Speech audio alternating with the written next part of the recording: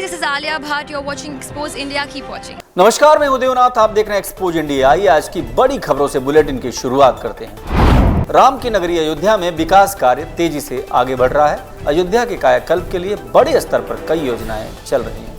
इसी सिलसिले में प्रधानमंत्री नरेंद्र मोदी ने वीडियो कॉन्फ्रेंसिंग के माध्यम से राम नगरी के विकास कार्यों की समीक्षा की। इस मीटिंग में सीएम योगी आदित्यनाथ के साथ साथ उत्तर प्रदेश के दोनों डिप्टी सीएम केशव प्रसाद मौर्य और दिनेश शर्मा भी शामिल हुए। दिल्ली के बॉर्डर पर ट्रैक्टरों के साथ किसान फिर से पहुंचने लगे हैं। कृषि कानूनों के खिलाफ चल रहे किसान आंदोलन के 7 महीने पूरे होने पर किसानों ने राजधानी में ट्रैक्टर रैली निकालकर शक्ति प्रदर्शन किया। साथ ही किसान मोर्चा ने राष्ट्रपति को लिखी चिट्ठी में किसान आंदोलन तोड़ने के लिए सरकार पर लोकतंत्र की हर मर्यादा की धज्जियां उड़ाने का आरोप लगाया गया है। चिट्ठी में कहा गया है कि देश के अन्नदाताओं ने 74 साल से हर जिम्मेदारी निभाई है, जान की परवाह किए बिना देश का खाद्यान्न भंडार खाली नहीं होने दिया और इसके बदले 3 काले कानून ने उनकी नस्लें और फसलों को बर्बाद करने की कोशिश हो रही है। आपको बता दें कि सहारनपुर से शुरू होकर रैली गाजीपुर बॉर्डर पहुंची। नरेश टिकैत की अगुवाई में ये रैली निकाली गई थी। उत्तर प्रदेश में अगले साल होने वाले विधानसभा चुनाव की तैयारियां सभी पार्टियों ने शुरू कर दी है।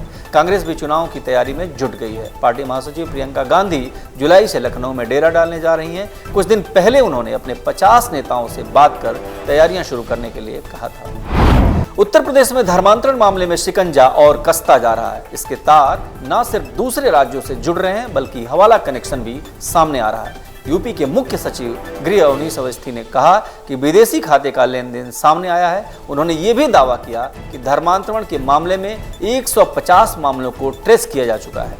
धर्मांतरण मामले में गिरफ्त में आए आरोपी उमर गौतम का वायरल वीडियो भी सामने आया, जिसमें वो खुद मान रहा है कि उसने 1000 से ज्यादा लोगों का धर्म परिवर्तन करा दिया। अल्हम्दुलिल्लाह इस सेंटर में 1000 से ज्यादा लोगों के लीगल डॉक्यूमेंटेशन की फॉर्मेलिटीज पूरी की गई। देश में अब डेल्टा प्लस वेरिएंट को लेकर चिंता लगातार बढ़ती हुई नजर आ रही है। महाराष्ट्र, केरल, तमिलनाडु, मध्य प्रदेश, कर्नाटक और जम्मू के बाद अब पंजाब में भी पहले डेल्टा प्लस वेरिएंट के केस की पुष्टि की गई है। कई अन्य सैंपल भी जीनोम सैंपलिंग के जरिए भेजे जा चुके हैं। डेल्टा प्लस का खतरा इतना बढ़ गया है कि महाराष्ट्र और मध्य प्रदेश के कई इलाकों में हाई अलर्ट घोषित कर दिया गया। बता दें कि अब तक देश में डेल्टा प्लस के कुल 48 मामले सामने आ चुके हैं। जम्मू कश्मीर के शोपियां में सुरक्षा बलों की बड़ी घेराबंदी। हंजीपोरा इलाके में 2 से 3 आतंकियों के घिरने की खबर सामने आ रही है।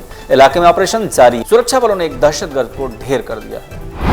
महाराष्ट्र के पूर्व गृह मंत्री अनिल देशमुख के खिलाफ कथित मनी लॉन्ड्रिंग केस में ईडी ने उन्हें सम्मन भेज पूछताछ के लिए बुलाया है। साथ ही उनके निजी सचिव संजीव पलांडे और निजी सहायक कुंदन सिंधे को गिरफ्तार कर लिया गया। बता दें कि शुक्रवार को ईडी ने अनिल के नागपुर स्थित आवास पर छापामारी भी की। गौरतलब है कि पूर्व गृह मंत्री अनिल देशमुख के खिलाफ मुंबई के पूर्व पुलिस कमिश्नर परमबीर सिंह ने 100 करोड़ रुपए की वसूली का आरोप लगाया था। इन्हीं आरोपों के चलते अनिल देशमुख को गृह मंत्री के पद से हटा दिया गया था। फिलहाल इस पूरे मामले की जांच ईडी और सीबीआई कर रही है। ट्विटर और भारत सरकार के बीच नए आईटी रूल्स को लेकर शुरू से ही काफी मतभेद रहे हैं। ट्विटर ने देश के आईटी मंत्री रविशंकर प्रसाद का ही ट्विटर अकाउंट लॉक कर दिया। आईटी मंत्री का ट्विटर अकाउंट लगभग 1 घंटे तक लॉक रहा। इसके पीछे ट्विटर ने दलील दी है कि उन्होंने ट्विटर की पॉलिसी का उल्लंघन किया है, जिसके बाद ट्विटर पर मंत्री ने निशाना साधा।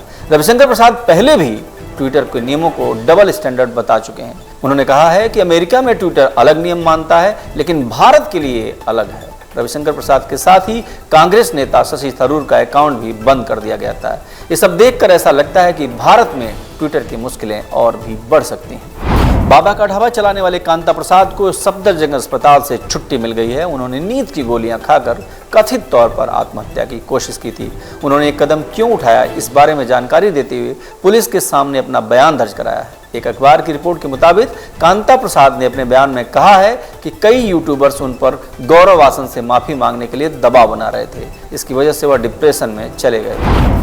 पश्चिम बंगाल में एक बड़ी जीत हासिल कर वापस सत्ता में लौटी ममता बनर्जी अब गवर्नर जगदीप धनखड़ के खिलाफ मोर्चा खोल सकती हैं। सूत्रों के हवाले से मिली खबर के मुताबिक 2 जुलाई से बंगाल के विधानसभा के सत्र की शुरुआत हो सकती है। इस दौरान विधानसभा में टीएमसी गवर्नर को हटाने का प्रस्ताव सामने रख सकती है। बता दें कि ये प्रस्ताव लाने की तैयारी खुद ममता बनर्जी कर रही हैं। फिलहाल आज इस बुलेटिन में इतना ही। देश दुनिया की ताजा तरीन खबरों के लिए देखते रहिए expose India. Hi guys, this is Alia Bhatt. Hi, this is Vidya Bhan. Hi, I am Mary Com. Hi guys, this is Neetu Chandra. Hi, this is Sana Khan. Hi, this is Suraj Pancholi. Hi, this is Aftab Shivdasani. नमस्कार, मैं हूं अमन यतन Verma. Hello, I am Ritu Singh. नमस्कार, सलाम, सत श्री अकाल. This is Vivek Oberoi. नमस्कार, मैं Manoj Tiwari. Hi, this is Sanchita Banerjee. Expose India, keep watching. Expose India. Export India. Expose India, keep watching. Expose India. Expose India. Expose India. Expose India. Expose India. Expose India. Expose India. Expose India.